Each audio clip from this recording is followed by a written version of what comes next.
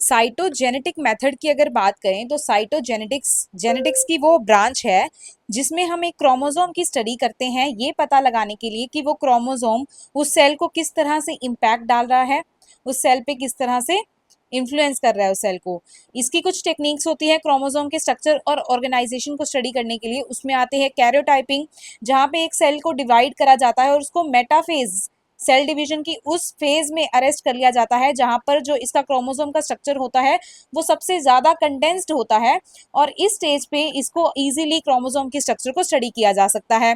जी band chromosome के इस analysis से और मॉलिक्यूलर लेवल पे हम एनालिसिस करते हैं, मॉलिक्यूलर जेनेटिक्स को पढ़कर हम क्रोमोसोम के स्ट्रक्चर को पता लगा सकते हैं। इसके कुछ मेथड्स होते हैं, जैसे एक सेल है हमारे पास, एक सेल को पैराफिन वैक्स से फर्दर कवर कर दिया जाता है और उसको फर्दर डिफरेंट लेयर्स में डिवाइड करा जाता है। अब हमारे पास कुछ लेयर्स, कुछ पार्ट्स, अगर उस जो हमने उसकी स्लाइसिंग करी है इस पैराफिन वैक्स लगे हुए सेल की, उसका कुछ पार्ट लिया जाता है और उसको हम माइक्रोस्कोप के अंडर स्टडी करते हैं। तो जो सेल के डिफरेंट पार्ट्स होते हैं या क्रोमोसोम के स्ट्रक्चर को हम इजीली इस तरीके से स्टडी कर सकते हैं। अब ये तो था कुछ ओल्ड मेथड। नए जो टेक्निक्स एंड टेक्नोलॉजीज डेवलप हुए हैं उसमें हम एंटायर पूरे के पूरे सेल को ले सकते हैं और उसको सीधा माइक्रोस्कोप में स्टडी कर सकते हैं, क्योंकि माइक्रोस्कोप में भी एडवांसमेंट्स हुई हैं और हमारी नई टूल्स एंड टेक्नोलॉजीज डेवलप्ड हुई हैं। तो सीधा आजकल तो पूरा सेल ले लिया जाता है।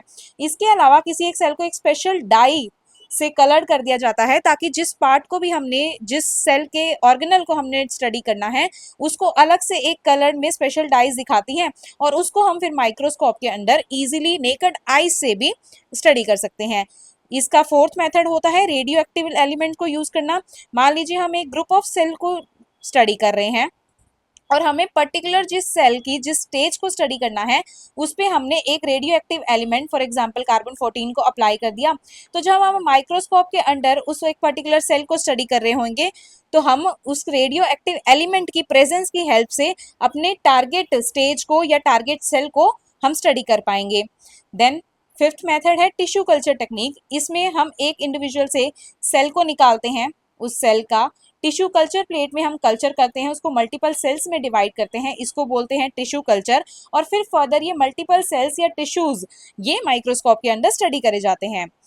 इसके क्या क्या यूजेस हो सकते हैं ये डिटरमाइन करने में हेल्प करता है क्रोमोसोमल एबनॉर्मेलिटीज और डिजीज को। अगर सेल्स के क्रोमोसोम में हमें कोई एबनॉर्मेलिटी दिख रही है तो हम पता लगा सकते हैं कि उस इंसान में कोई डिजीज या एबनॉर्मेलिटी तो नहीं है, जैसे कि क्रोमोसोम से होने वाली disease down syndrome, Turner syndrome, then Klinefelter syndrome. तो इन सब सिंड्रोम्स का हम पता लगा सकते हैं।